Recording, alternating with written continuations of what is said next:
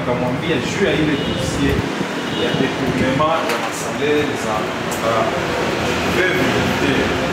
Kama simuoni yenye nitasema Kinshasa sivichukie.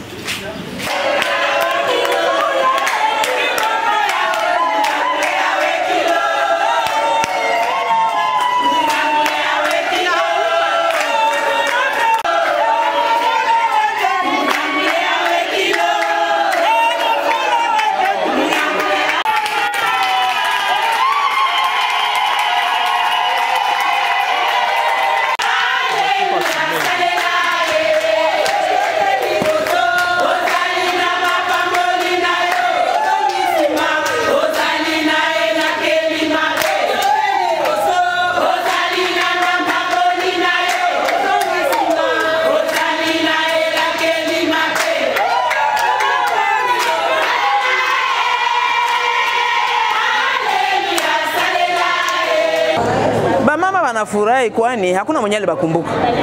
Lakini honorable Jose Mufula anafika natoa Kalemi hakulala. Anatuita mama mtafutie hata ba mama kidogo, hata sina kitu, ni batuuzie tu chupa ya maji. Inatuletea furaha. Alienda na tukumbuka narudia hapa. Ni furaha kubwa sana kwetu. Yeye ni mwenye anatutetea juu ya mareklamation ya baveve. Kupatia tu courage na kumwombea kwa Mungu aendelee ndani ile kazi kuna tupigania kule Kinshasa. Jusi hatuna tikia kufika Kinshasa. Mais yeye kule. Anaweza kuwa anatusemea kule. Ndi? Tunafurahi sana.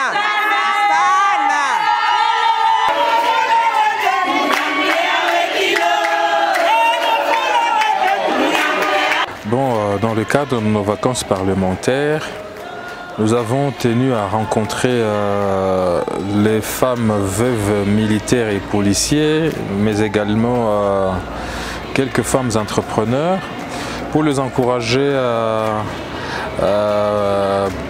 par rapport à l'autonomisation de la femme à l'occasion de cette journée du 8 mars. Mais il vous souviendra qu'il y a quelques jours seulement, ces veuves militaires ont manifesté pour revendiquer certains de leurs droits. Les soldes de leur défunt mari qui seraient détournés par certaines personnes de mauvaise foi.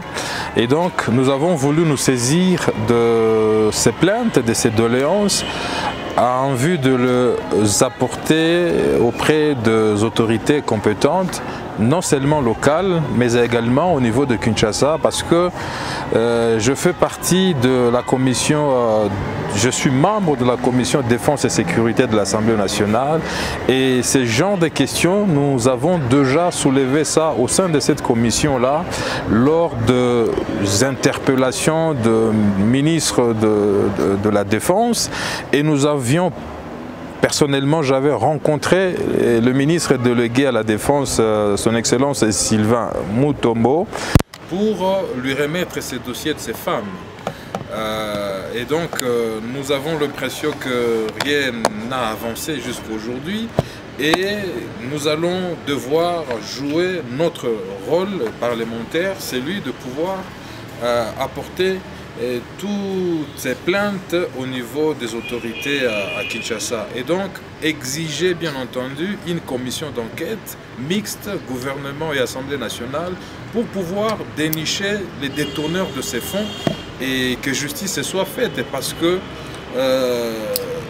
les hommes qui ont servi sous les drapeaux et qui ont perdu leur vie, leurs familles et leurs dépendants ne doivent pas être piétinés de cette façon-là, c'est inacceptable. C'est injuste, en tout cas, c'est inacceptable que ces femmes qui devaient être à l'honneur parce que leurs maris ont servi sous les drapeaux, ils ont perdu leur vie pour le pays et que ces femmes-là soient traînées dans la boue de cette façon-là. Voilà.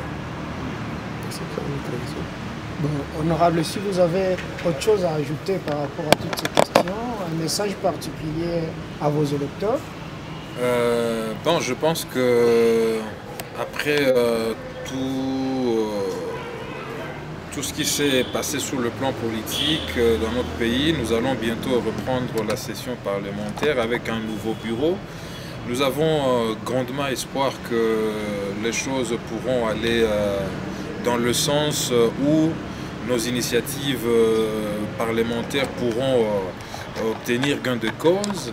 Et donc c'est ce message d'espoir que nous pouvons donner à notre base. Nous n'allons pas baisser les bras, nous allons continuer à nous battre comme nous l'avons fait pour des dossiers Copec et Imara, Mekrego et Pesté. Et d'ailleurs, nous avions lancé l'alerte à son époque par rapport au dossier de RTL, par rapport, bien entendu, à la problématique de la gestion de fonds alloués à la gratuité de l'enseignement primaire. Et donc, nous pensons que nous allons poursuivre toutes ces initiatives-là pour jouer pleinement notre rôle et que la population se retrouve. Voilà.